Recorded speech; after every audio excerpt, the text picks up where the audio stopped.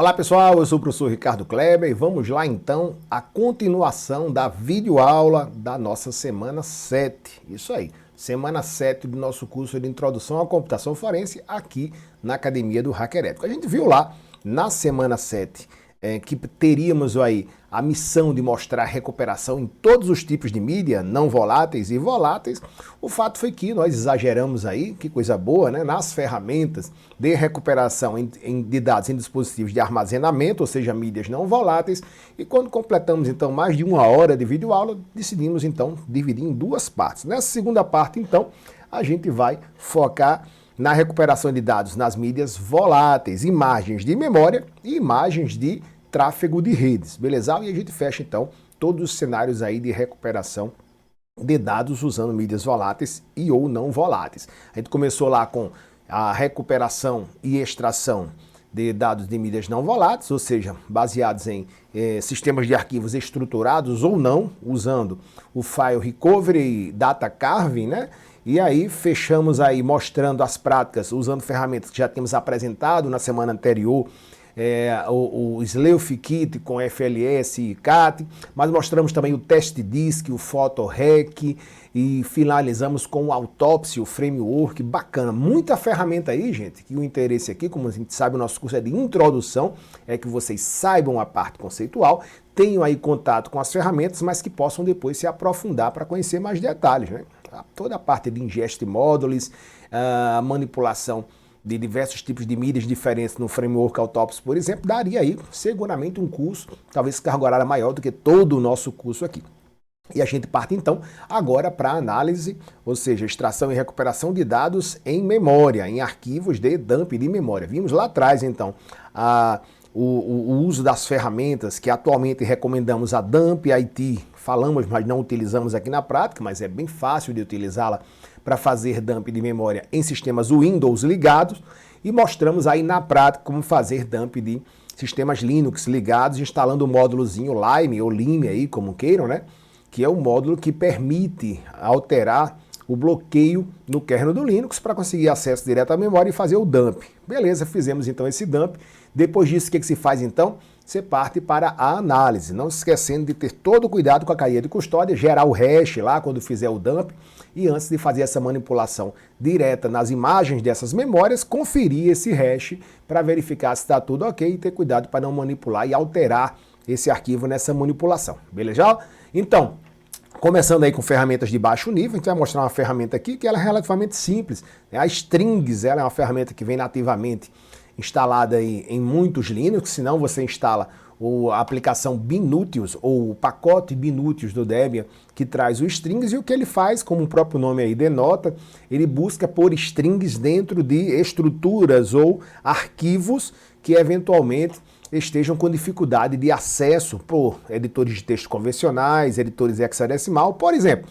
Arquivos compilados, bibliotecas compiladas em sistemas mais diversos aí. Então, quando o arquivo está compilado, você tenta abrir, você não vê nada dentro, né? Os strings podem encontrar trechos que durante a compilação foram deixados sem estar ali, entre aspas, embaralhados, e aí então a gente consegue recuperar algumas coisas, né? Vou mostrar rapidamente o strings aqui, antes da gente partir para as ferramentas forenses efetivamente para fazer análise de imagens de memória. Então, vou pegar aqui um dockerzinho, pegar o do Debian, né, que a gente vem usando aqui.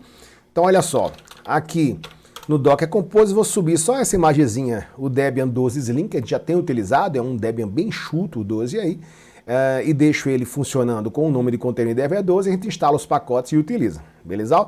Lembrando que se você quiser aumentar ou diminuir, desculpe, o tempo entre o início da execução das suas atividades e o Docker pronto, você pode fazer um pull, ou seja, baixar a imagem inicialmente.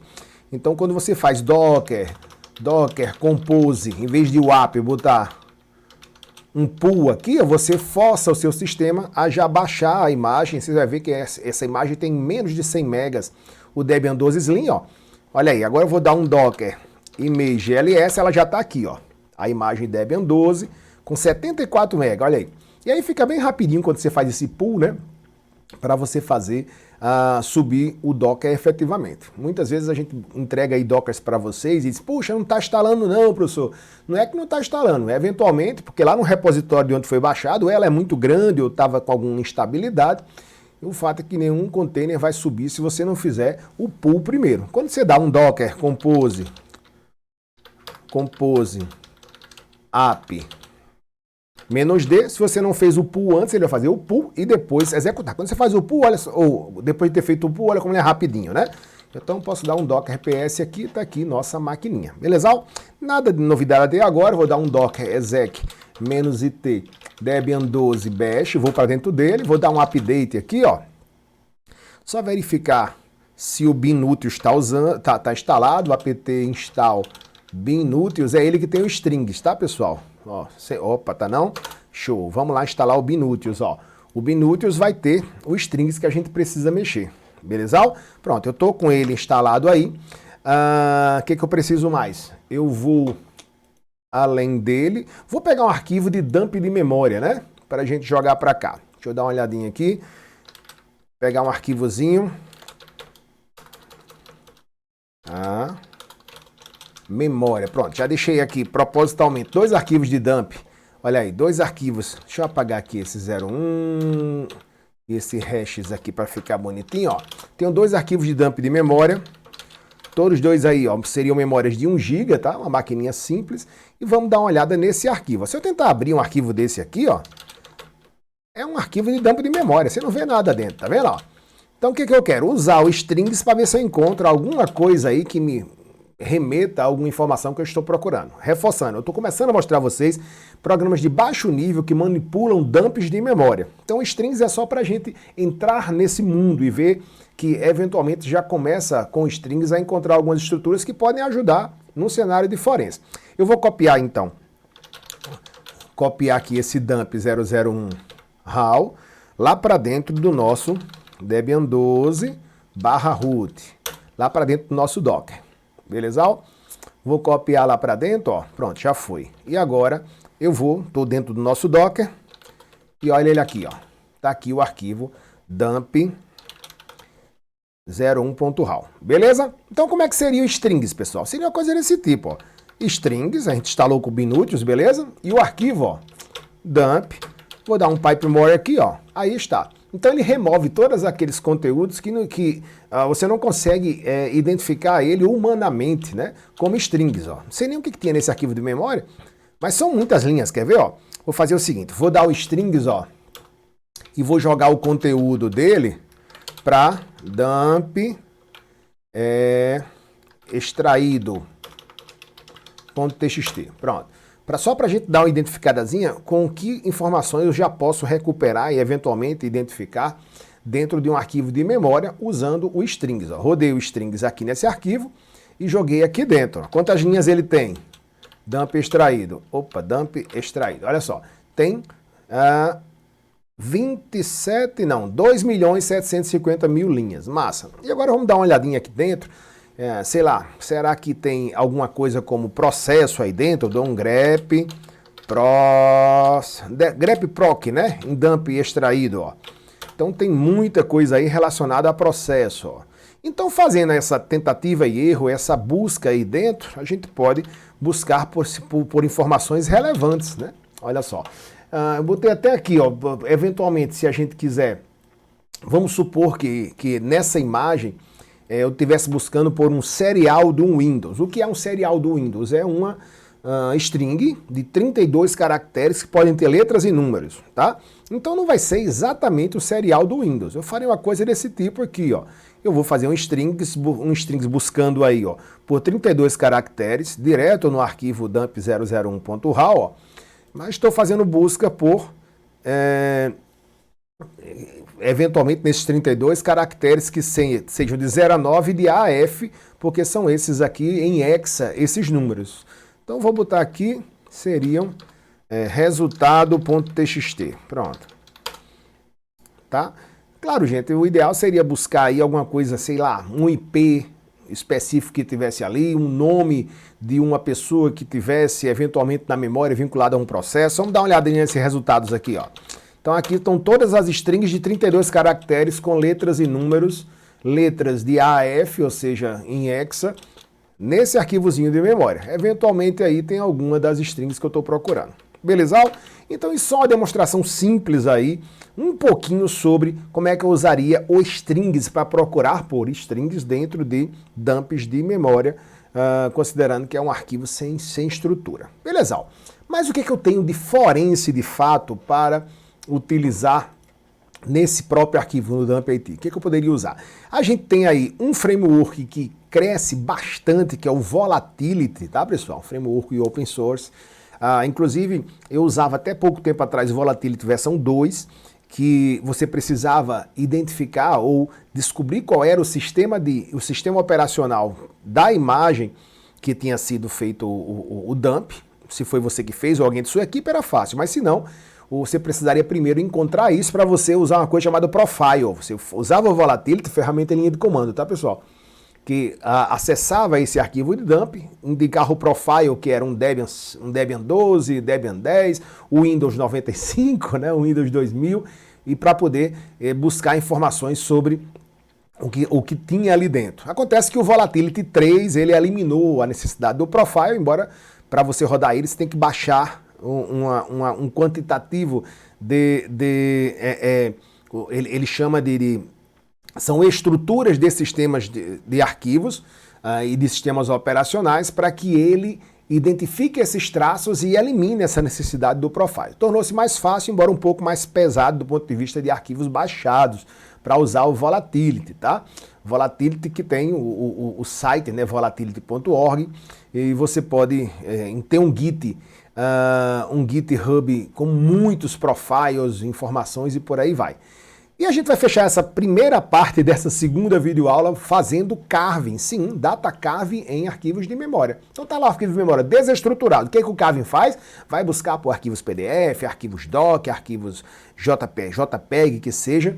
E então a gente faz o data carving novamente. Usando o quê? A mesma ou as mesmas ferramentas de data carving para imagens de mídias não voláteis, tá, pessoal? Porque o que muda aí internamente é que ao invés de ter sido gerado a partir de um sistema de arquivos, esteja ele com a manutenção da tabela de alocação ou não, mas aqui você tem notadamente já uma estrutura que tem arquivos que estavam em memória, mas sem a sua tabela de alocação. Mas internamente os magic numbers são iguais, então a gente sim pode usar as mesmas ferramentas de data carving para imagens de mídias não voláteis na imagem de mídia volátil memória, beleza? A gente faz carving para mostrar isso aí em seguida.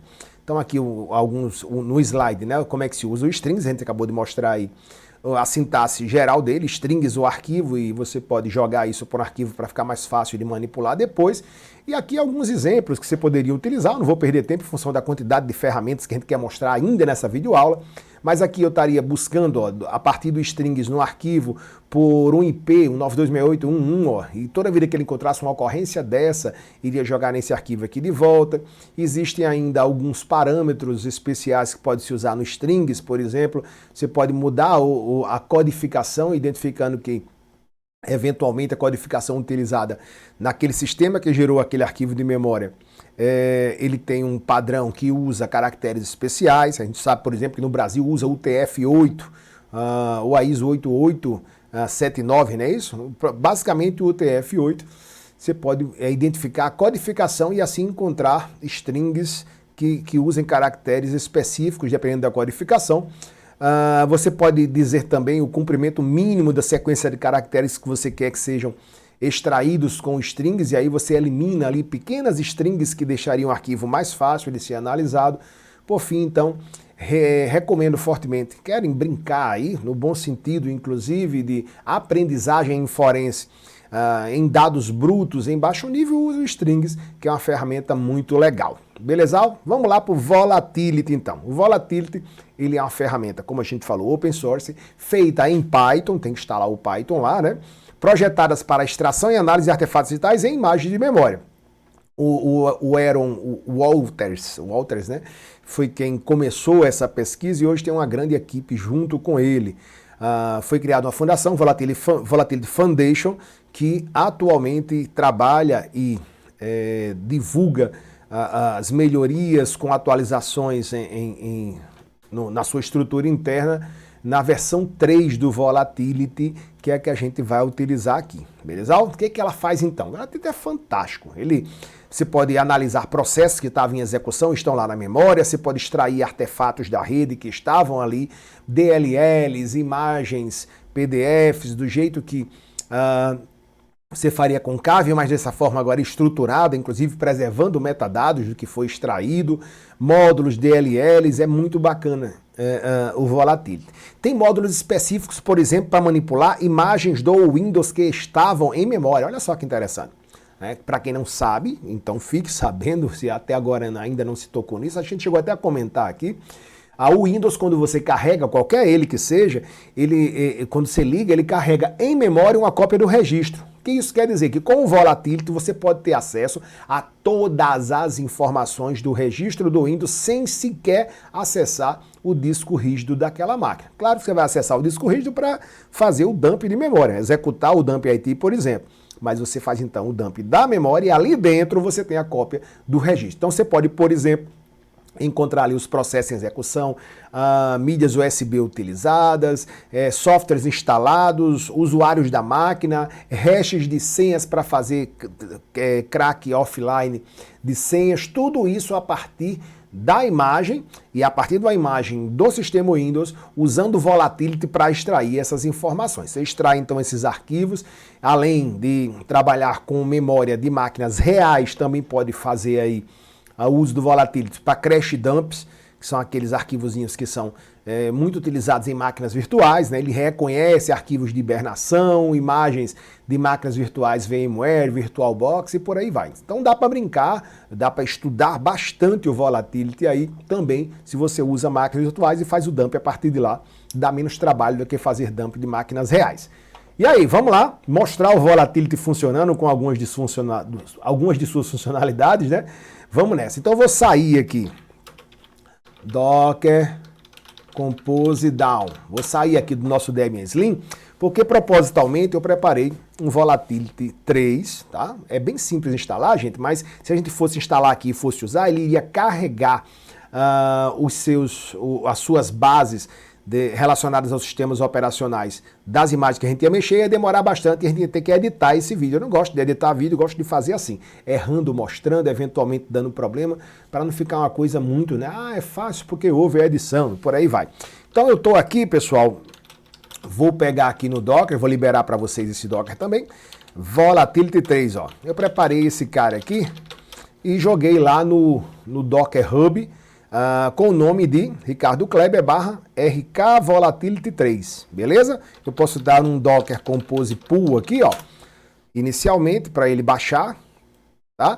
Então esse RK Volatility 3, gente, não é nada mais do que eu peguei essa imagenzinha do Debian mesmo, pé de chinela aí de 74 MB, instalei o Python, baixei do Git oficial do Volatility 3 todos os arquivos em Python, né, do Volatility, e baixei propositalmente também, dentro da estrutura do sistema de arquivos onde o Volatility não é que se instala, mas para onde é copiado quando você faz um git clone do projeto Volatility, os profilezinhos, os arquivos com a identificação dos sistemas operacionais dos dois arquivos de memória que a gente vai utilizar aqui para tornar a prática um pouco mais rápida. Então veja, ele ficou aí ó, com 1.3 GB, tá?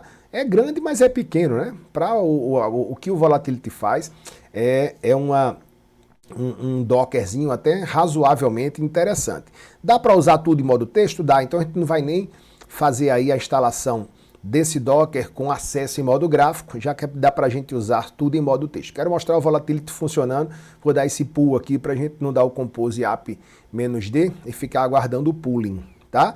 Então tá aí, ó, vai baixando aí, tá extraindo agora 1.3 GB, depois o Docker Compose app -d fica bem rapidinho. Lembrando que se você quiser dar um Docker Compose app -d nesse arquivozinho Docker Compose, ó, bem simplesão aqui, ó, veja, baixo a imagem, chamo ele de RK Volatility 3, deixo ele ligado e a gente vai para dentro dele fazer nossas práticas. Vocês podem fazer isso direto também, não tem problema. Vamos lá, terminando aí, subiu então, ó, temos aí agora Docker Image GLS, as duas imagens, o Debian padrão que a gente estava usando e o Volatility 3 aí. Vou dar então Docker Compose app-d, ele vai subir rapidinho, que a imagem já está, já foi feito o pull, né?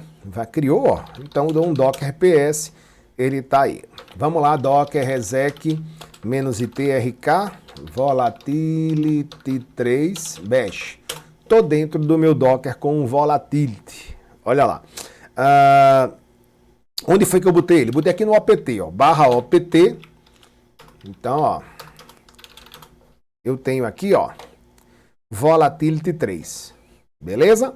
O nome da pasta que o Volatility utiliza para identificar o sistema operacional automaticamente se chama Symbol Tables, ou tabela de símbolos. Então eu propositalmente coloquei esses Symbol Tables aqui. Para não copiar aqueles arquivos de dump, né, que a gente vinha usando aí, ó, esses dois caras aqui.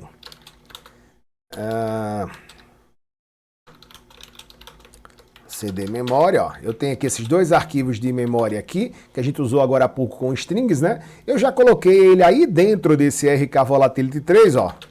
Estão aqui os dois, tá? Para não precisar copiar, mas um Docker CP resolveria esse problema. Então, simples assim, gente, eu quero rodar o Volatility. Como é que eu faço, ó? Eu vou para dentro de /opt, ele é Python, então eu poderia botar um Python, mas se eu botar aqui Python 3, ó, ele já está no PF aí, então basta eu usar o /vol, cadê aqui?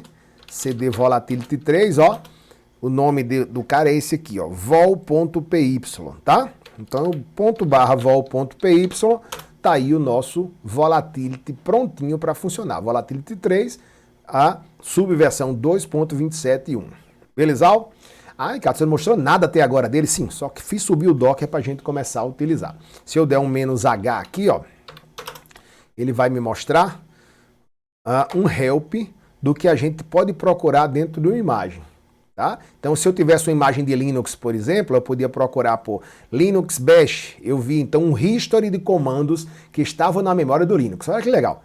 Então, Linux Check, Linux Malware, eu posso buscar por malware específicos instalados em Linux, ou PS List, seriam comandos ou parâmetros que eu podia passar em imagens de memória Linux para verificar o seu conteúdo. Como a gente mexeu muito com imagens de Linux nas práticas até agora, propositalmente, essas duas imagens que eu tenho aí, opt dumps, né, que eu botei para vocês, são imagens de máquinas Windows. Então a gente não vai usar esses Linux aqui, ó. Nós vamos usar esses Windows, olha.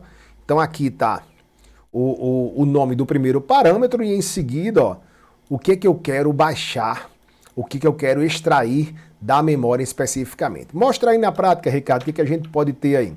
Eu quero começar então com as informações sobre a imagem de um sistema Windows. Como é que eu faço isso? .vol.py, vamos lá no /opt, dumps, eu vou pegar aquela imagenzinha, dump 001, beleza? E aí, aqui em seguida, eu digo qual é o parâmetro que eu quero. Eu quero baixar ou quero extrair informações de sistemas Windows a partir dessa memória. Tá aí. Cadê? Windows -vol.py dump. Faltou um "-f" aqui, gente. Bem pequenininho aqui, olha, desculpa, tá? "-f" para dizer quem é o file, ó. Ele não estava entendendo o que era dump how. Agora sim, ó. Vol.py dentro daquela pasta. O arquivo que eu vou executar, ou que eu vou fazer a extração de informações, eu uso o "-f" de file, eu indico que é o dump 001. O Windows Info, eu quero informações de Windows. Então essas são as informações que ele extraiu, ó. Esse arquivo Windows isso aqui é um número Windows 7 Service Pack 1. Olha que bacana. É bem por isso que ele tem 1 mega só, tá? Tá bem? Quando é que ele foi feito o dump? Foi no dia 23 de outubro de 2018, às 8h30 GMT ou UTC, sem time zone, né? No nosso caso aqui seria -3. O sistema raiz está em seu Windows e ele é um Windows padrão NT, que é o sistema desde que o Windows passou a usar um kernel só ou uma estrutura só para o Windows Desktop e o server, ele diz que é o Windows NT. Beleza? Um timestamp que foi uma data de carimbo, né? Um timestamp que foi dada depois que isso começou a ser feito, era 8h30, ó. Foi no dia 9 de setembro.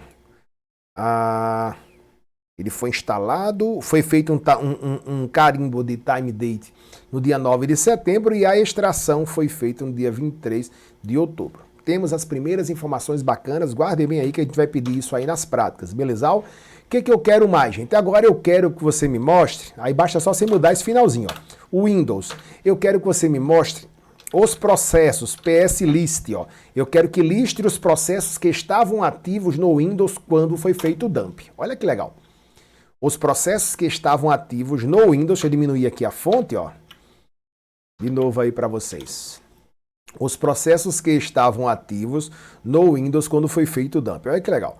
Então tá aqui o init, o init, o inlogin, service, LSS. Ó, tem um VBox Service, então tem um VirtualBox. Esses eram os processos. Aqui é o PID, ó, o número do processo. Aqui é a posição de memória, o offset, ó.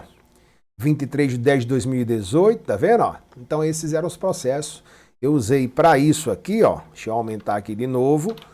A opção Windows PS List. Eu posso identificar e extrair, inclusive, o conteúdo de cada processo desse, se eu tiver interesse, usando o Volatility. O que mais? Eu quero ver agora os processos em forma de árvore. Eu vou usar o PS Tree aqui, ó. Tá? O PS Tree, ó.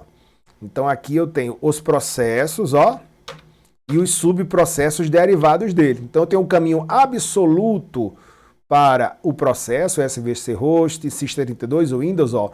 Isso era o hard disk utilizado, o nome do dispositivo, quando ele foi executado. E aqui eu tenho informações específicas sobre o processo ou o aplicativo, o binário que foi executado para gerar esse processo, além do PID. Eu usei então para isso, aumentar aqui a letra, ó, o PS Tree. Gente, olha que parâmetro legal. CMD Line.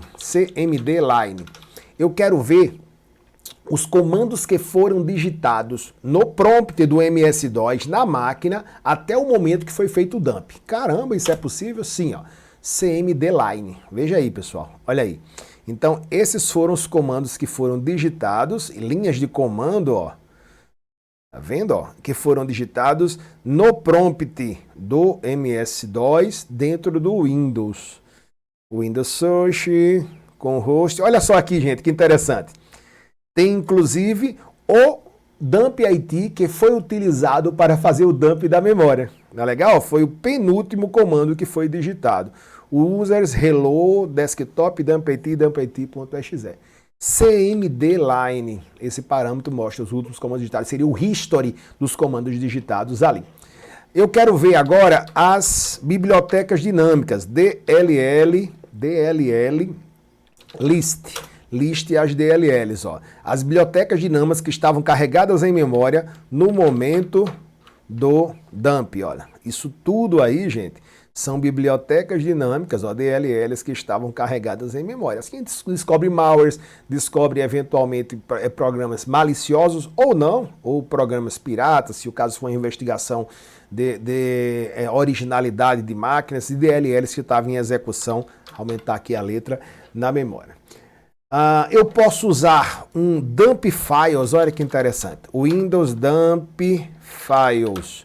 O dump files, como o próprio nome diz, ele vai buscar arquivos que podem ou poderiam ser feitos dumps que estavam na memória. Olha só, em arquivos de imagem, dump files, ó. E eventualmente você pode, em complemento, usando parâmetros específicos, extrair um arquivo que estava na memória em execução, que não estaria eventualmente mais no disco, e você faz então a extração desse arquivo que estava na memória. Dá um Ctrl+C aqui rapidão. Bora lá. O que eu posso fazer mais? Eu vou procurar por File Scan.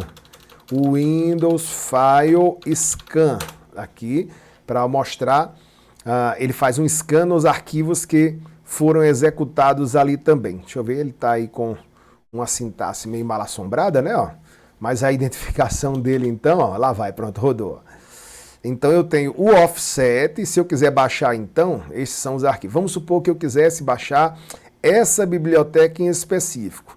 Eu usava o parâmetro específico para extrair essa biblioteca que está em memória, fazendo referência ao offset dela. Ó. Então isso aqui é o offset, a posição de memória em que esse arquivo estava.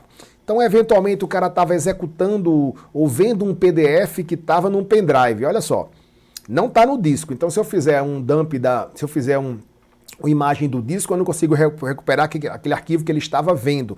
Mas se ele carregou do pendrive e está em memória, eu posso usar um file scan, identificar o offset da memória onde aquele arquivo foi armazenado para ser exibido na tela, e eu posso então extrair o conteúdo daquele arquivo a partir do offset, a posição de memória em que ele estava. Só para fechar aqui então, eu vou ainda usar um Windows Sessions, que eram as sessões que estavam ativas na máquina quando foi feito o dump. Olha só. Então essas aí são as sessões que estavam ativas. Hello PC, Hello, ó, foi o dump aqui que a gente executou, e as anteriores, quem eram os responsáveis, tá? As sessões que foram ativas naquela máquina em específico. Gente, tem um mundo aí no Volatility. Eu quero ver quais são os plugins. O nome disso aqui é plugin, tá, pessoal? Cada bichinho desse aqui, ó, é um plugin, tá? Eu quero ver todos os plugins disponíveis. Você vai, nesse caso aqui, baixando diretamente do Git, como a gente fez. Eu vou no apt Volatility, Volatility 3 Framework, plugins. Pronto. Olha só, aqui dentro eu tenho os plugins para várias distribuições, para as distribuições que eu quiser utilizar. Aqui eu tenho para Linux, ó, os plugins para Linux, os para Mac e os para Windows. Então, se eu vier Framework Plugins Windows, eu descubro todos os plugins que já estão aqui prontos para serem usados em imagens de memória. Nós usamos alguns aqui, ó, CMD-Line, por exemplo, usamos o Dump Files, não foi isso? Ó. Eu tenho plugins aqui para acessar o registro, como a gente falou, pegar informações do registro que estão em memória e por aí vai. Tá? NetScan, NetStat, esses são os plugins. Se a gente tivesse com imagem de memória do Linux, aqui em plugins a gente faria Linux, ó, esses são os plugins que já estão prontos aqui para utilizar. Ah, Ricardo, eu queria um plugin para extrair coisas específicas que não estão aí. Será que existem? Você vai lá no GitHub oficial do Volatility 3, vai lá github.com e procura por Volatility 3, encontra ele, plugin, baixa para cá, gente, é só um programinha em Python, ó, tá? Não é compilado não, ó. É simplesão assim, ó. Isso aí é um plugin específico para... nesse caso aqui, ó, fazer um filtro de rede, NetFilter do Linux. Então, aqui estão os que são pré-instalados ou que foram baixados aí. E você pode baixar outros plugins a partir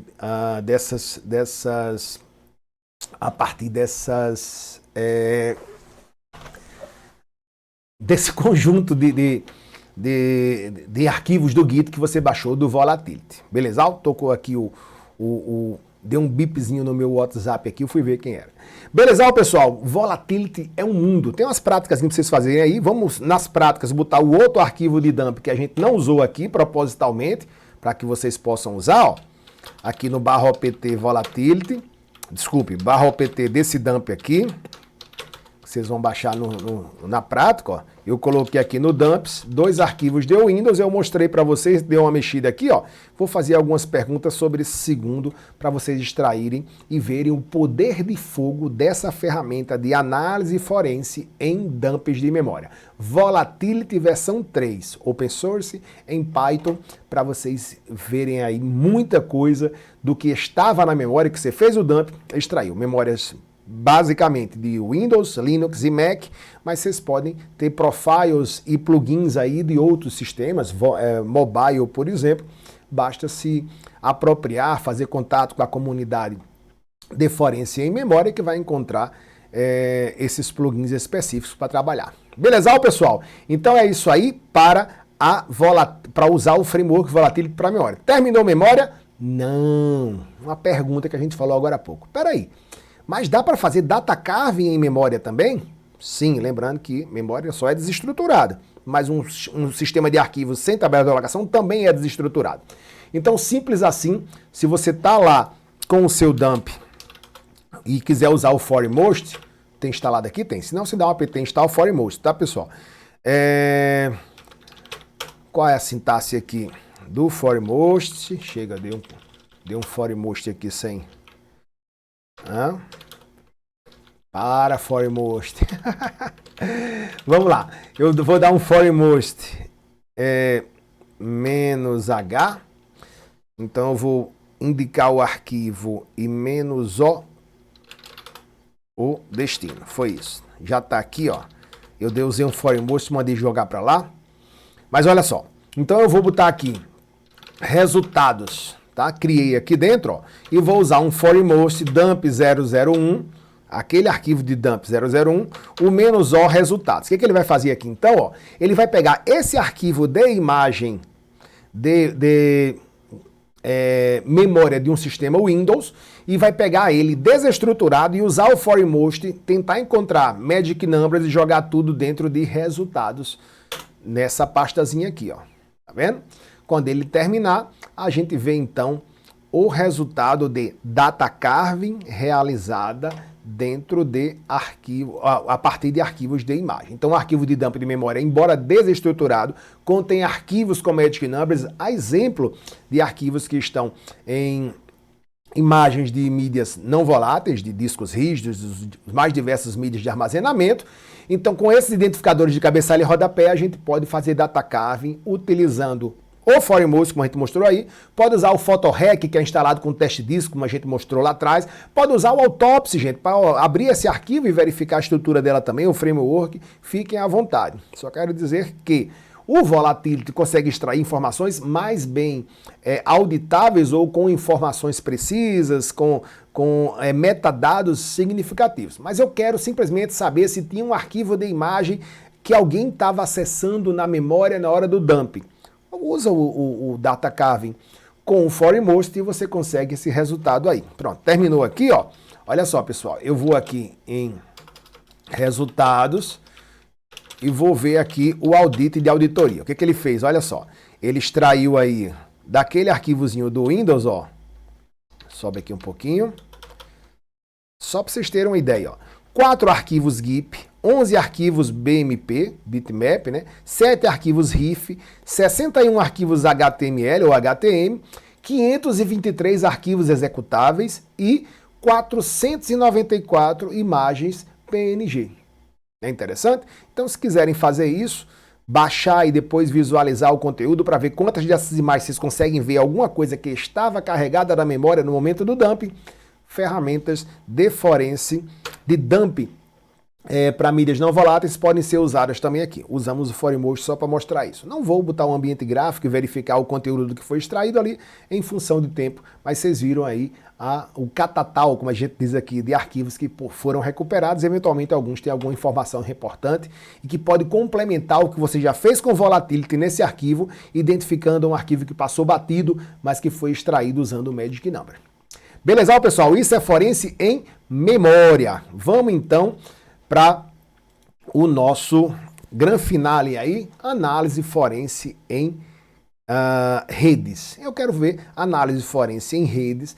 Como é que eu faço então? Faço um dump de um tráfego de rede, um arquivo .pcap, e depois vou então analiso esse tráfego, reconstruindo sessões eventualmente para identificar dados de IP de origem, IP destino, porta de origem, porta destino, timestamp de quando foi gerado aquilo, em que momento aconteceu aquela transação, identificação de sessões além dos dados de IP e porta aí, o protocolo que está sendo utilizado e dados da camada de aplicação, o conteúdo, e eventualmente até extraindo arquivos que foram transmitidos usando protocolos que não usaram criptografia. Lembrando que o grande impacto, que diminuiu inclusive consideravelmente os resultados satisfatórios de forense em redes, se chama criptografia. Claro, se você não tem a quebra dessa camada de criptografia que está protegendo os dados, você não tem acesso aos dados internos, e isso é um mérito da criptografia.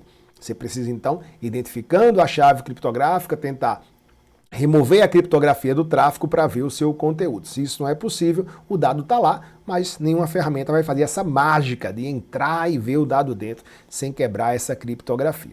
O que é que você faz então para analisar depois de ter feito a captura? Então usou o TCP-dump, como a gente mostrou lá atrás, na parte de captura, tem um arquivo PCAP. Você pode usar o próprio TCP-dump com o parâmetro "-r" para ler o arquivo e verificar esse conteúdo, tá, pessoal?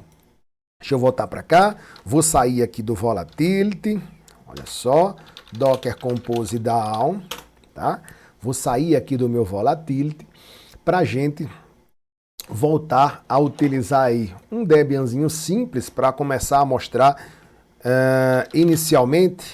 Deixa eu ver se tem uma coisa, não tem nenhum Docker em execução, Docker Image PS, LS, eu tenho aí, vamos pegar o novo nosso Debianzinho aqui, Docker, Debian Slim, Docker Compose app-d. Vou subir de novo aqui o nosso Debian limpinho, Debian 12 exec,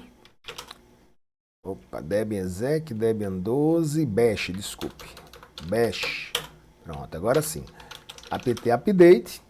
O que eu vou precisar usar inicialmente? Apt install tcp-dump, tá? Vou só instalar aqui o tcp-dump e mostrar o seguinte. Fiz uma captura, deixa eu voltar aqui para fora, e pegar um arquivo de captura aqui. Deixa eu ver, rede, vou copiar essa galera aqui todinha lá para dentro para a gente dar uma analisada. Cadê meu Docker? Tá aqui. O nome dele é Debian 12 e eu vou criar aqui uma pasta chamada tráfegos dentro do /root, tá, pessoal? Vou para minha máquina real aqui, e vou copiar Docker cp, deixa eu ver, esse http pcap para Debian 12 /root. Foi tráfegos que eu botei? Foi, não foi? Tráfegos, pronto, tá lá. Eu quero ver esse arquivo HTTP 01 que eu capturei, um tráfego HTTP aqui dentro do meu Docker com o TCP-dump.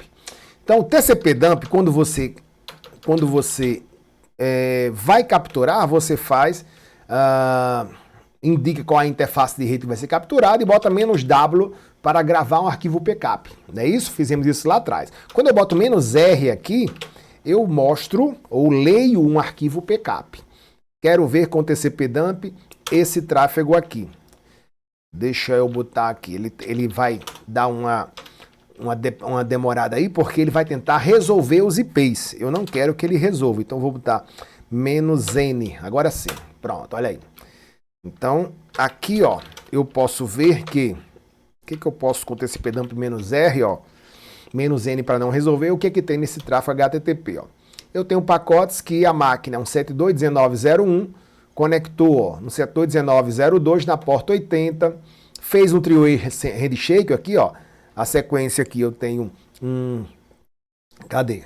Um ACK, devo ter aqui um SYN, um ACK SYN e um ACK, né? Mas olha só, eu vou analisar dessa forma aqui o meu arquivo de tráfego, não faz sentido, né? Eu vou ver aqui, ó, quantas linhas tem. 145 linhas. Não faz sentido eu abrir um arquivo de tráfego com TCP-dump. A intenção de mostrar a vocês aqui o TCP-dump lendo um arquivo foi dizer que sim, você pode analisar um arquivo ou ver um arquivo de captura com o TCP-dump com a opção "-r". Mas o que você vê ali é muito baixo nível. Eu quero falar de sessões, eu quero ter informações sobre o seu conteúdo. O que eu vou usar então?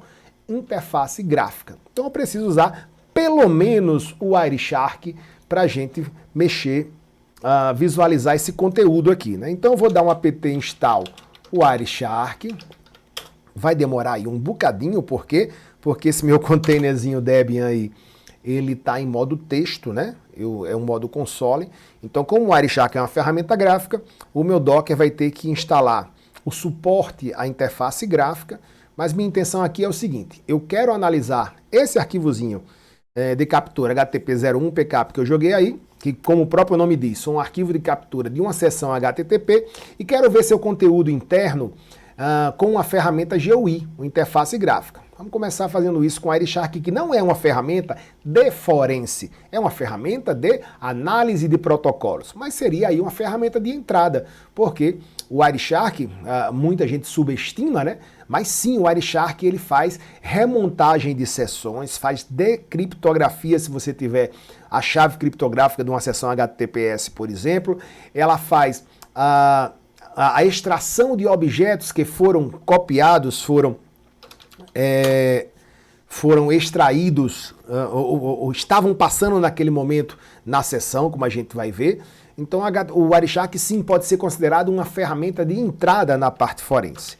Eu vou então instalar aqui o SSH para a gente acessar a interface gráfica usando o SSH exportando a tela gráfica, né? Para ficar confinado no nosso... Deixa eu aumentar aqui, dar um apt install no Nano aqui só para a gente configurar o nosso SSH para fazer o acesso externo. Nano SSHD. Não vou criar um usuário específico para acessar esse arquivo, não. Já tem o usuário root. Eu vou permitir o acesso como root nesse SSH aqui, ó. E agora sim, service SSH start. Tá? Deixa eu botar aqui o IP route para saber o IP que o meu container recebeu quando levantou aqui. IPA 172.18.02. Belezinha. O root está sem senha. Deixa eu colocar uma senha fácil aqui para conectar. Agora sim. Vou para minha máquina real e vou dar um ssh-x root arroba o IP do meu Docker. Pronto. Eu estou na minha máquina real, conectando por SSH no meu Docker, que eu subi agora há pouco, exportando a interface gráfica, né? Vocês vão ver uma tosse aí, desculpe. Não deu tempo de desligar o microfone, não, da última vez deu problema na gravação. Mas é bom, quem sabe faz ao vivo e tosse ao vivo, né? E aí eu vou ver então, ó, conectei, eu já tinha feito isso agora há pouco para um IP parecido com esse, então eu vou no ponto .ssh aqui, vou apagar os hosts confiáveis e vou conectar novamente. Agora sim, ó, yes, e a senha de root. Beleza, estou conectado via SSH, exportando a interface gráfica para usar o nosso Wireshark na máquina real, mas usando ele dentro do nosso Docker. Entenderam aí, pessoal? Instalei o Wireshark lá, interface gráfica, instalei o SSH, dei permissão de root da minha máquina real. Agora vou conectar o meu container, instalei o IP route 2 para ver o IP, no meu caso aqui 172.18.02, botei uma senha no root e agora, olha só, quando eu rodar o Wireshark aqui, eu estou rodando no meu Docker, embora esteja vendo na minha máquina real. Deixa eu ver se dá para aumentar aqui. View, zoom, cadê o zoom? View, zoom, tá aqui. Não pode não. Que coisa chata, ele não consegue expandir o zoom. Tem nada não, dá pra gente ver aí, tá, pessoal? Eu vou abrir, ó, o arquivo que tá lá dentro agora, tráfegos HTTP 001. Pronto, tá aí. Aqui tá o Wireshark, sendo usado não só para analisar protocolos, tá, pessoal? O Wireshark é um mundo, né? Se vocês deram uma procurada aí, os tutoriais mais simples já mostram muita coisa interessante. Então eu quero ver essa primeira sessão aqui, ó, quando estabeleceu a conexão, provavelmente o web, ó, que a porta de destino é 80. Então vou dar aqui, ó, botão direito na primeira sessão aqui, ó, em qualquer um desses dados, e aqui eu vou dar um follow, ó, follow TCP stream. Olha que coisa bacana, né? Então isso aqui, ó, pode ser usado com o viés forense, ó. Isso aqui foi o que o navegador mandou para o servidor. Ó. Olá, eu sou um Linux usando um Mozilla. Olha só, um Chrome, tá vendo? Ó? Os tipos de dados que eu aceito, tipo de encodificação e linguagem. E aqui a resposta do servidor web. Olha que legal. HTTP 200 ok, eu sou um Apache 2.4 numa máquina Debian. E depois aqui estão os arquivos, ó, que estão provavelmente codificados. Olha aqui, ó. Codificados com gzip. Se a gente exportar isso aqui e usar o gunzip, a gente sabe o que tem aqui. Então isso aqui não é encriptado, gente. Isso aqui é codificado, né? E aqui depois a segunda seção e por aí vai. Gente, isso já é análise forense em redes. Usei o Wireshark, estou remontando sessões para identificar informações de metadados aqui, ó. Se eu fechar aqui, ó, e aqui embaixo já tem essas informações, ó. Começando aqui, a data dessa captura, olha aí, 2 de janeiro de 2026, às 11h18, desconsiderando o time zone, ó. São os dados lá do cabeçalho da camada de enlace, né? A gente tem aí as informações mais básicas, ó, os MACs de origem e destino, porque estavam na mesma rede, o 721901, 721902, eles estão na rede do 7219 aqui, provavelmente um classe B, se não foi subnetado, né? A porta de origem, ó, aqui é a resposta do servidor de 80 para uma porta alta, e aqui as informações, olha só, do que foi conversado nessa conversa HTTP. Legal? Então você pode usar aqui tanto essa barrazinha de filtragem do Wireshark para fazer buscas específicas dentro desse tráfego, como pode usar esses recursos de remontagem de sessão. Só mais um detalhe aí para ficar bacana, eu tomei conhecimento que nesse arquivo aqui, foi feita uma captura do momento em que o cliente baixou uma imagem. Ele baixou uma imagem do servidor. Uma imagem que eu falo, uma foto, tá, pessoal? Quer ver onde ele está aqui? Olha aqui, ó. Olha esse get 001 JPG, tá vendo aqui, ó? Então, tanto posso botar o botão direito aqui e tentar exportar, prepare, conversation, copy. Eu posso exportar o conteúdo desse arquivo e visualizar o JPEG. Como eu posso usar? Ó, tem duas imagens aqui, ó. 001 e 002. Mas eu quero ver o conteúdo dela e sei que é HTTP. O Wireshark traz alguns filtros prontos para facilitar essa tarefa. Aqui, ó, em File, Export Objetos, tá vendo, ó? Só que ele tem algumas limitações, só faz isso para tráfego de COM, FTP, HTTP, IMF, SMB, Samba e TFTP. Mas o que a gente quer tá aqui, ó. Eu quero exportar objetos HTTP que estão nesse tráfego. Quando eu clicar aqui, ó, aí estão os nossos arquivos. Tem um arquivo PNG aqui, ó, um logotipo, tem um arquivo de ícone e tem 2 arquivos de imagem. Se eu quiser exportar esse cara especificamente, ó, eu clico aqui e boto salvar. E aí então eu jogo para cá, deixa eu botar aqui, recuperados. Eu quero salvar esse 01 aqui, ó. E quero salvar esse 002 aqui, ó. Salvar lá em recuperados também. 001 e 002. Certo? Então eu abri com o Wireshark, mandei exportar objetos que foram eventualmente transmitidos por HTTP dentro daquele arquivo de tráfego que foi feito o dump lá atrás, e agora eu quero ver esse conteúdo. Eu exporto com o Wireshark e agora eu quero ver esse conteúdo especificamente.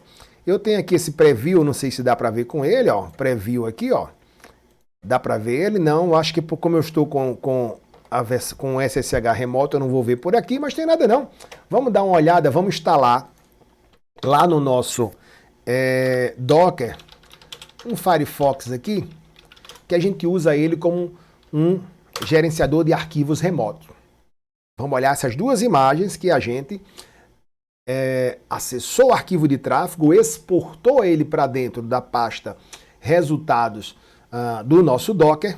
E agora eu vou usar o Firefox conectado via SSH exportando a interface gráfica para ver o conteúdo dessas duas imagens que foi feito o download, daquelas duas maquininhas lá que foram capturadas, ou que o tráfego foi capturado naquele arquivo HTTP 001. Vamos lá. Firefox, ó, eu estou aqui no meu navegador dentro do meu Docker, beleza? E vou aqui em /root, onde é que estão aqui, ó? Tráfegos, é aqui? Não, volta, /root, recuperados, está aqui, recuperados. Olha aí, pessoal, os dois arquivos que a gente acabou de recuperar, ó. O primeiro é esse, olha aí que lindo. Vamos ver o segundo, quem é que conhece aí? Ganha um doce, barragem de gargalheiras em Acari sangrando, ó. Então essas duas imagens foram baixadas da máquina 721901, a partir do servidor web 1721902. Como é que a gente chegou até essa imagem? no momento em que uma máquina estava acessando essas imagens aí no seu navegador, usando a internet, foi feito um grampo. Esse grampo foi um arquivo PCAP. Eu peguei então o Wireshark, abri esse arquivo, exportei o conteúdo e agora analisei esse conteúdo aí, visualizando o conteúdo das imagens. Não é legal? Isso é forense de entrada em redes. Temos ferramentas mais específicas para isso? Sim. Né?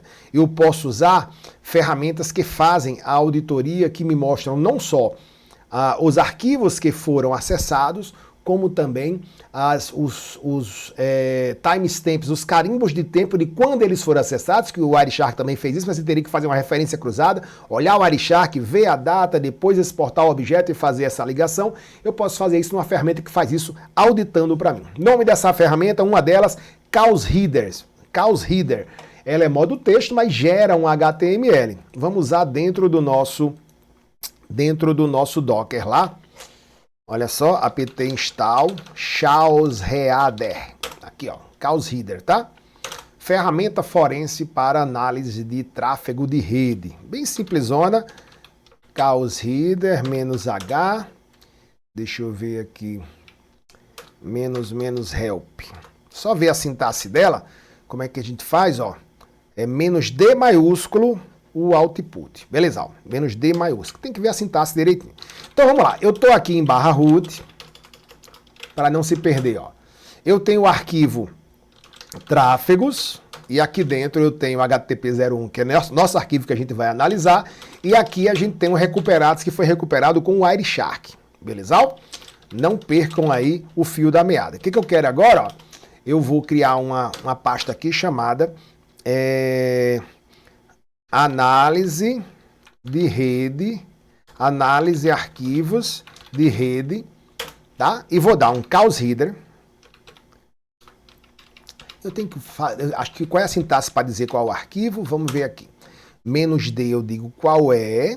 Eu preciso do -F aqui, não, -I, -A, -I. Acho que não. Se a gente errar, a gente volta para cá. Então veja, eu quero jogar Chaos Reader. Tráfegos HTTP, eu quero pegar esse arquivo e quero fazer uma extração forense jogando os resultados em formato HTML com todos os metadados envolvidos, IP, origem, destino, data e os arquivos, inclusive as imagens que a gente recuperou agora há pouco, jogando em análise arquivos de rede. Prontinho. Terminou. Olha aí.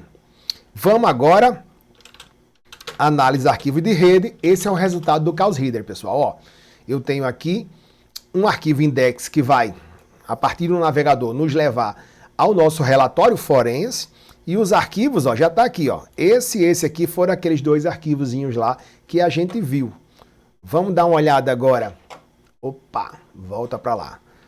O Firefox aqui. E eu quero agora ver aquele index /root ó, cadê? Análise arquivo de redes. Olha só, gente, que formato legal. Isso é um formato forense de saída, ó, o Chaos Reader faz. Olha que interessante. Dia 2 de janeiro, 17h34. Relatório de imagens externas, get e post, mas aqui está. Ó, as sessões. Dia 2 de janeiro, 11h18. Essa máquina dessa porta acessou essa máquina nessa porta, ó. Aqui está a conversa HTTP, ó, que a gente viu lá no Wireshark também, mas está remontada a sessão aqui, né, ó. Isso aqui foi um acesso inicial que ela fez. Aqui é só o cabeçalhozinho, ó, essa imagenzinha que foi capturada quando se acessou a página principal. E agora sim, nessa segunda sessão, ó, nessa segunda sessão aqui, ele acessou a primeira imagem. Olha aqui, a primeira imagem foi às 11h18 do dia 2 e aqui está aquela mesma imagem, só que agora eu tenho informações de data e hora de acesso, IP e porta de acesso.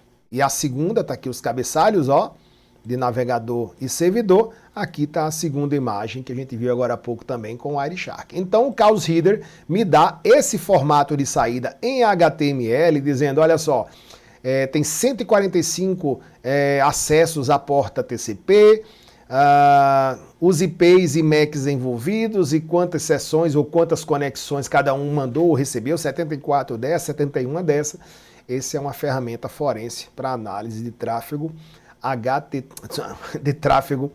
seja ele qualquer tráfego de rede que seja. O HTTP ele está usando para gerar um relatório do Chaos Reader, com informações sobre o arquivo que foi acessado, que nesse caso era um arquivo HTTP, e a gente pode ver esse conteúdo aqui, né? Se fosse um outro tipo de arquivo, será que funcionava? Claro que sim.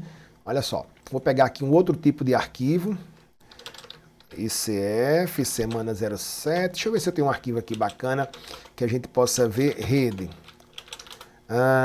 Wi-Fi, Telnet, então eu vou Docker CP, Telnet 01 para Debian 12, /root, /tráfegos. Vou copiar esse arquivo. É um arquivo de Telnet, tá, pessoal? De conexão Telnet. Posso abrir com Wireshark? Posso. Mas no caso aqui, ó, eu vou parar aqui. A gente vai olhar aqui agora. Esse cara, ó, tráfegos. Eu tenho o Telnet. Se eu quiser abrir com Wireshark, eu tenho as informações do Telnet, ó, conexão. Posso remontar essas sessões também. O Telnet não usa senha. Follow, TCP Stream, ó. Eu tenho aqui, ó, o nome do login do cara era fake, a senha era user, ele deu um ping para Yahoo, aqui está o resultado do ping, então a sessão Telnet no Wireshark está aqui, né? Se eu quiser um relatório do Chaos Reader para esse Telnet aqui, como é que eu faria? Eu venho aqui agora, ó, análise arquivo de rede, Telnet, Chaos Reader, tráfegos Telnet, -D, análise arquivo de rede, Telnet. Tá aí, ó. E aí agora vou usar o Firefox para ver o resultado da exportação do Chaos Reader, mas não para aquele arquivo HTTP. Tá aqui o Telnet. Ele gera o index. Opa, cadê o index? Tá aqui, ó. Então tá aí.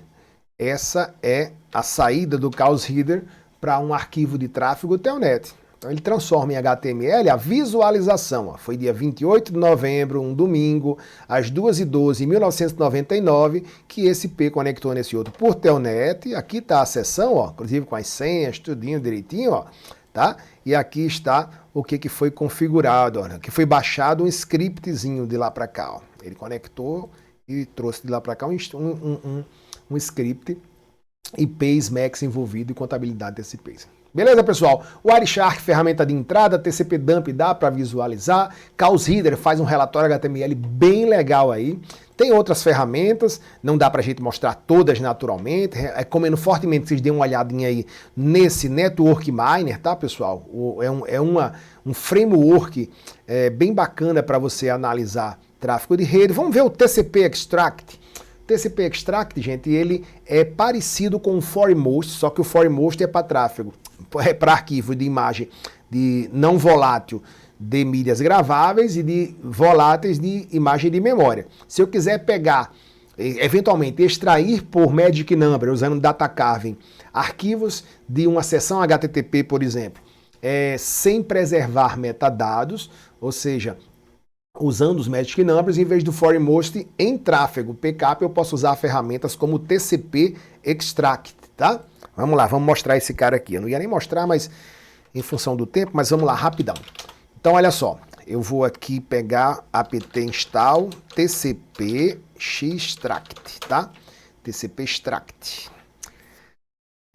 Só ver aqui a sintaxe dele, que eu não me lembro de cabeça, nem fiz cola aqui. TCP Extract... -help. Vamos lá. Eu boto -o o diretório de saída. Tá. PWD, eu estou onde? Estou em root. Vou criar aqui. Arquivos extraídos, TCP Extract. Pronto. Então vou usar TCP Extract.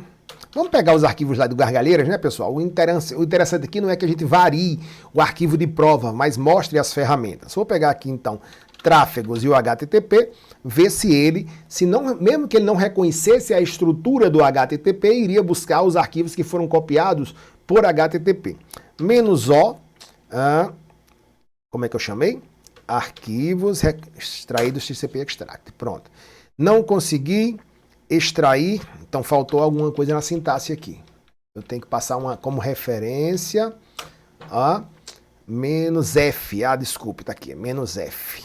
Então eu vou, faltou um menos F. TCP Extract, o arquivo. Aqui sim, menos, agora sim. Olha lá. E aí está, pessoal. Eu posso agora, vamos dar uma olhadinha o que foi que o TCP Extract conseguiu extrair usando o Carving. Ó, arquivo extraído TCP Extract, tá aqui, ó. Então tem vários arquivozinhos HTML, estão bagunçados aí, ó. Vamos ver se a gente encontra nossas imagens aqui, ó. Uma tá aqui, cabeçalho da página do Debian. O outro tá aqui. Olha aí nossa ferramenta, nosso arquivo, e o outro tá aqui. Então veja, recuperamos, nesse caso, os mesmos arquivos que também foram extraídos com Wireshark, também foram extraídos com o Chaos Header, mas eventualmente, se o protocolo utilizado não fosse passível de ser recuperado com o Wireshark, a gente viu que tem algumas limitações, e nem com o Chaos Header eu poderia utilizar o TCP Extract, mas veja que ele não preserva metadados, ele chamou aqui de um nome qualquer, ó, né? Ele chamou aqui de um nome qualquer os nossos arquivos que foram recuperados com data carving a partir de uma imagem de tráfego de rede. Beleza, pessoal? Acho que ficou bacana aí, né, que a gente viu pelo menos 3 ferramentas diferentes. Vamos fechar aí com chave de ouro, já passou de 1 hora, vixe, 1h06 já de vídeo aula. Vamos fechar com o Explico, vamos ver se eu consigo mostrar para vocês o Explico, para explicar o Explico. Gente, o Explico é muito bacana, tá? Ele é um framework gratuito também. Se você quiser acessar a interface dele usando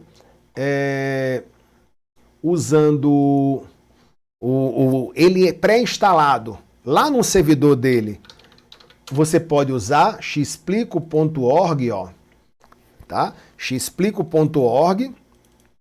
Opa, cadê? Aqui. Olha só. E aqui você pode criar uma continha e jogar um arquivo backup para ele extrair para vocês. Tem limitações de tamanho de upload, ó, tem uma interface web bem bacana de demonstração. Vocês podem, se quiserem executar sem instalar o Xplico, vocês podem fazer por aqui, xplico.org, você pode utilizar. Mas, para variar aqui, né, pessoal, eu peguei um dockerzinho, cd, icf, cd-doc, opa, semana 7. Deixa eu parar esse Docker do Debian 12, que eu não vou usar mais. Docker Compose Down, só para ganhar memória aqui, se bem que é bem levezinho, né, esse Debian Slim. E aí eu vou ver se a gente consegue aqui, para fechar essa videoaula, mostrar o Xplico funcionando, né? Vamos torcer aí para o pool não demorar muito, senão a gente vai ter que editar. Mas eu botei aqui o Xplico, ó, também, propositalmente, eu peguei instalado um Xplico e botei lá no meu Docker Hub Ricardo Kleber, rk_xplico, Docker Compose Pool. Vamos lá, vou baixar a imagem dele. Se a gente não levar muito tempo aqui para fazer esse download, eu não faço a edição nessa videoaula e a gente fecha bonitinho. Vamos ver se ele consegue baixar aí. Ele não é tão pesado não. E aí então a gente acessa e fecha nossa semana 7 com chave de ouro mostrando o Xplico rodando. Beleza? Vamos só ver aí qual é o IP que ele pega e a gente acessa utilizando um navegador simples. Na máquina real, a gente acessa usando o servidor web que está lá dentro. Joia, terminou o pool aí. Então, Docker Compose app-d. Show, ó. Já subi aí o Xplico. Deixa eu ver se eu tenho alguma informação aqui dentro. RK Xplico, tenho não. Docker exec RK Xplico bash IPA. Então tá aqui, opa, ele não foi não? Não, docker exec, me faltou menos IT. Pronto, IPA, tá aí. 172.18.02, foi esse IPzinho que ele pegou. Deixa eu ver qual é a porta padrão que ele tá em escuta. Net NetUtils. NetTools. Só ver a porta que o Xplico sobe, pessoal, para a gente conectar via navegador. Ele é um framework que você acessa numa porta específica, se usar esse formato Docker. Pronto, deixa eu ver aqui. A porta é Xplico. Acho que ele não subiu, não. Vamos subir ele, então. /Xplico. Status. Tá, não. Start. Agora sim. Tem que instalar. Subiu o Apache. Apache 2 Start. Agora sim. E Xplico Start. Joia. Service Xplico Status. Tá rodando. Beleza, vamos ver que porta ele tá rodando aqui. Eu vou botar isso no roteiro lá para vocês replicarem, tá, pessoal? 9876. Finalmente. Então eu vou conectar no IP do meu Docker, 172.18.02, na porta 9876 e tenho a interface do Xplico. Vamos lá. HTTP 9876. Olha aí. Tá aí o meu Xplico. Lindo, né? Username admin. Acho que a senha é Xplico. Deixa eu ver se é. Pronto. Gente, aí está a interface do nosso Xplico, tá? Então observe que ele tem algumas funcionalidades. A gente vai usar uma coisa bem simples aqui em função do nosso tempo. A gente cria um caso dentro dessa interface, faz um upload do arquivo PCAP para lá, por isso que eu não quis usar a página principal, porque ele tem limitação nesses uploads, e manda ele dissecar, manda ele fazer o parsing, fazer a análise, extração e ou recuperação de dados a partir desse tráfego. Vamos pegar o nosso HTTP lá então, vou criar aqui, ó. Eu entrei como admin, novo usuário, cases, pronto. Vou criar um novo caso. Como é que eu faço aqui? Eu não sei se eu tenho que usar. Acho que eu tenho que criar um usuário aqui, gente. Deixa eu vir aqui em admin e user. Vou criar aqui, ó. Tem usuário Xplico já. Deixa eu sair aqui. Acho que o admin não pode fazer análise, não. Então eu vou aqui. Vou até botar a linguagem português do Brasil, ó. Xplico. Agora sim. Pronto. O admin não pode criar. Então tem os casos aqui, ó, nenhum. Novo caso. Vou fazer um upload de arquivo PCAP. Nome do caso, vou botar aqui figura arquivo suspeito. Pronto. Ok? E agora eu vou clicar aqui em arquivo suspeito, vou criar uma nova seção. Então eu tenho um caso, dentro do caso eu posso criar várias seções. As seções seriam tráfegos relacionados àquele caso. É como um framework mesmo. Então o nome da seção aqui é arquivo HTTP. Pronto. E agora eu vou clicar nele, ó, e vou fazer um upload de um PCAP, ó. Browse. E aí agora aqui eu vou em ICF, semana 7, rede, está nosso arquivo HTTP que a gente viu agora há pouco, olha aí. Mandar carregar. Pronto. O que eu estou fazendo agora? Eu estou fazendo o upload, ó, arquivo enviado, espere começar a decodificação. Estou fazendo o upload do arquivo PCAP para dentro do servidor web onde está rodando o Xplico. Estou fazendo isso num Docker, que vou disponibilizar para vocês, que botei lá no meu Docker Hub. Você podia fazer também na página xplico.org.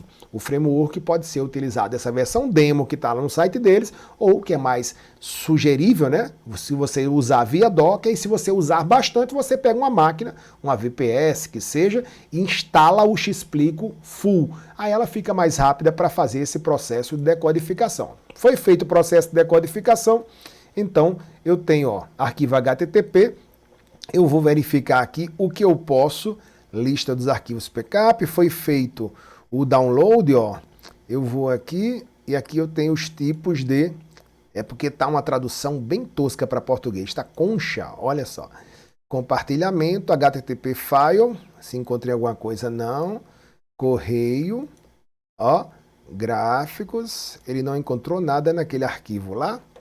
Acho que não. Então, tem que ver por que sessões, arquivo HTTP, não tem os hosts. Gente, eu vou carregar um outro arquivozinho aqui. Por algum motivo ele não está fazendo a decodificação daquele arquivo HTTP. Não sei se eu passei ele corretamente, mas dentro do mesmo caso eu vou então pegar uma nova sessão. Sessões, nova sessão, deixa eu botar aqui. Arquivo VoIP. Eu tenho uma sessão VoIP aqui. Cadê? Tá aqui, RTP. Deixa eu ver se eu consigo visualizar. Carregar. Olha só. Ele demora um pouquinho, ele está demorando mais do que o normal, porque esse meu Docker, ele é um framework relativamente pesado, ele funciona por trás de um servidor Apache, e dentro do Docker ele está brigando aí por recursos para fazer esse processamento. Esse processo aqui que está fazendo a decodificação, que ele faz fez o upload do arquivo, carregou, e aí então ele começa a decodificar, pegando todos os tráfegos, as sessões ativas, para tentar ver se consegue encontrar conteúdo dentro dos diversos protocolos que ele consegue analisar. E olha aqui, ó, eu já posso ver que naquela conversinha RTP, isso foi um arquivo VoIP propositalmente baixado ou feita a captura, e observe que ele encontrou um arquivo de áudio. Olha que interessante, gente. Repito, vou botar para vocês esse arquivo lá. Foi feito um grampo numa conversa de voz usando o VoIP. O tráfego RTP, ou seja, o conteúdo que foi conversado usando a porta Real Time Protocol do VoIP, foi capturado e o Xplico conseguiu identificar esse tráfego. Então eu vou aqui em VoIP, ó, RTP, e aqui está o IP de origem, o IP destino, qual foi a data e hora, foi em 2002 essa brincadeira, puxa, já faz tempo, né? A duração, e aí então eu posso, eventualmente, ó, esse play aqui seria escutar a conversa VoIP, ou escutar o áudio do que foi conversado entre essas duas partes. Então, gente, desculpem aí com relação à diversidade de arquivos que podem ser analisados com o Xplico. Eu queria mostrar nessa videoaula para vocês basicamente o que é a ferramenta, a interface web dela no projeto xplico.org, ela funcionando dentro de um Docker, e aí vocês podem utilizar diversos tráfegos aí. Vou botar um linkzinho para tráfegos propositalmente disponibilizados para testes, para que vocês vejam o poder de fogo que o Xplico tem, para que você pegue esse arquivo, crie um case, associe uma sessão, uma conversa entre máquinas a várias sessões dentro do mesmo case, e você depois consiga extrair dados de dentro desses cases e exportá-los eventualmente para visualizar em players externos, ou se você estiver usando um navegador que tem suporte àquela mídia, você pode identificar ou visualizar o conteúdo dentro do próprio navegador acessando o Xplico. Beleza? Essa é a ferramenta, o framework open source que a gente gostaria de sugerir para que vocês se apropriassem, fora os que a gente já mostrou aí em modo texto, né, seja o próprio Wireshark na entrada, o Chaos Reader como relatório HTML de tráfegos que podem ser reestruturados ou refeitas das sessões, TCP Extract, Data Carving em tráfego de rede, Network Miner, que também é gratuito, mas nós não apresentamos aqui em função do tempo, e o Xplico como um framework que tem um potencial imenso aí de popularização, porque tem muitos usuários e contribuidores, e por ser open source você pode instalar e utilizar à vontade. Isso seria a parte introdutória de análise forense, recuperação e extração de tráfego de redes que a gente tinha para apresentar para vocês, fechando então essa nossa semana 7. Beleza, pessoal? E com isso então a gente vai ficando por aqui com a nossa semana 7, né? Segundo arquivo, segunda videoaula da semana 7, vimos aí vários tipos de recuperação, extração. Aproveitem, vejam o pouco que a gente mostrou aqui, o material complementar, para instalar, se apropriar e se aprofundar. Preciso dizer, embora tenha muita coisa nesse curso, é um curso introdutório de apresentação de conceitos, apresentação de cenários e indicação de ferramentas. Forense é muito mais do que isso, e Forense em Redes também é um mundo à parte, Forense em Memória é um mundo à parte, Forense em Mídias Não Voláteis um mundo à parte, que vocês, ou pelo menos a maioria, talvez esteja tendo o primeiro contato agora. Beleza? E assim então a gente encerra por aqui nossa 7ª semana com essa segunda videoaula. Eu encontro vocês. Qualquer dúvida, então, voltem, vejam o vídeo novamente, refaçam as práticas, tirem dúvidas lá no fórum. E eu vejo vocês então na semana 8, penúltima semana. Estamos aí no finalzinho do nosso curso, finalizando com relatório forense, laudos e relatório técnico pericial, como semana 8. A gente se encontra então na próxima semana. Beleza, pessoal? É isso aí, a gente encerra por aqui. Abração e até a próxima. Valeu!